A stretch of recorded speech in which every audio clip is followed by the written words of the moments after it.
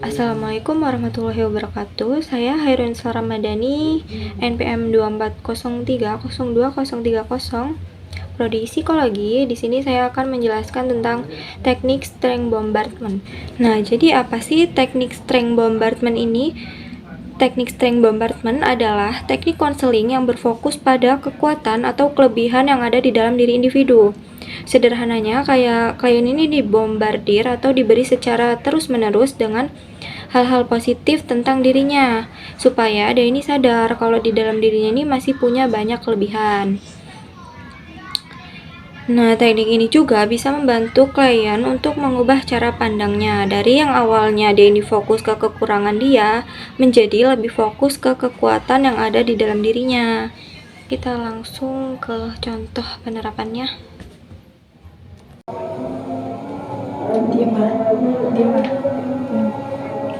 Halo Mbak Rara.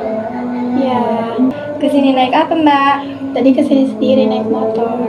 Naik motor Kak sendirian. Habis dari mana? Dari Kedaton. Oh, berarti langsung ke sini ya? Iya. Terima kasih ya sudah datang hari ini. Di sini tempatnya aman. Kamu bisa cerita apa aja yang mau kamu ceritain. Nah, bakal terjamin kerahasiaannya. Gimana kabarmu akhir-akhir ini? Masih kurang baik Kak. Capek ya? Iya, kurang lebih gitu sih Kak. Boleh ceritain lebih lanjut, aku bakal dengerin. Jadi gini Kak, akhir-akhir ini aku tuh ngerasa capek banget, ngerasa nggak dihargain karena emang lagi banyak masalah juga sih Kak. Kamu merasa nggak berharga dan sering membandingkan diri ya? Iya Kak, kayak ngeliat teman-teman yang lain itu mereka orang tuh lebih berhasil dalam matkul-matkul yang lain, sedangkan aku tuh sering nggak fokus, sering nilainya dapat kecil gitu Kak. Perasaan itu biasanya muncul kapan? Biasanya muncul setelah ada kegiatan di kampus sih Kak. Kayak temen tuh lebih aktif, lebih banyak nilai besarnya gitu Kak, daripada aku kayak nggak ada kemajuan untuk di kampus itu. Aku paham itu berat, tapi aku penasaran, pernah nggak kamu ada di situasi sulit, tapi kamu tetap berusaha atau berhasil melewatinya? Pernah sih Kak, waktu itu aku hampir gagal di salah satu matkul kuliah, tapi di situ aku coba untuk belajar lagi. Setiap malam aku bisa belajar sampai jam 10-an untuk bisa lulus matkul itu. Coba ceritain lebih detail waktu itu apa yang terjadi. Jadi waktu itu pernah di suatu hari itu ada kuis Kak. Jadi di kuis itu aku dapat nilai itu nggak terlalu besar Kak. Jadi pas aja gitu. Sedangkan teman-teman aku tuh nilainya pada tinggi. Jadi di situ aku minder kan. Jadi kok aku nggak bisa kayak mereka. Tapi terus di situ aku nyoba buat belajar lagi untuk ngertiin materi yang udah dikasih sama dosen itu. Tapi terus kemarin pas ada kuis lagi udah ada peningkatan sedikit. Terus apa lagi yang kamu lakukan? Jadi selain belajar itu aku lebih fokus lagi aja gitu Kak. Jadi nggak terlalu banyak untuk lihat ke medsos. Jadi lebih fokus untuk ke belajar yang dosen itu kasih materi gitu. Menurut kamu apa yang bikin kamu tetap berusaha waktu itu? Karena aku optimis Kak, pengen punya nilai yang besar. Jadi aku untuk lebih berusaha aja Kak, biar nilainya lebih tinggi gitu, biar nggak minder sama yang lain. Ada lagi?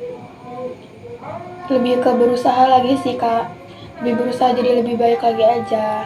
Biar nggak malu-maluin orang tua juga. Dari cerita kamu tadi, aku dengar kamu itu tetap berusaha walaupun sulit, terus kamu tidak menyerah sampai selesai. Menurut kamu itu sesuai nggak? Bisa dibilang sesuai sih Kak. Aku justru melihat itu tuh sebagai kekuatan yang besar yang di dalam diri kamu. Kamu punya ketahanan karena tetap bertahan di kondisi sulit, dan kamu juga bertanggung jawab karena sudah menyelesaikan apa yang seharusnya kamu mulai. Nggak semua orang loh bisa seperti itu.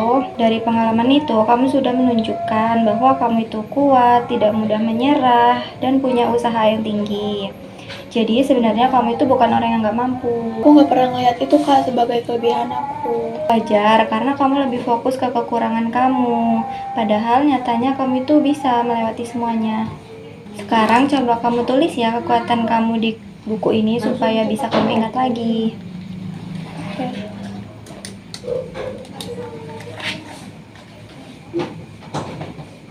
Coba tulis dengan kata-katamu sendiri supaya kamu bisa lebih paham. Udah. Nah, sekarang coba kamu bacakan apa yang kamu tulis barusan. Aku bisa bertahan walaupun lagi sulit. Aku nggak gampang nyerah. Aku tetap tanggung jawab sama apa yang aku mulai. Aku bisa tetap berusaha lebih baik lagi.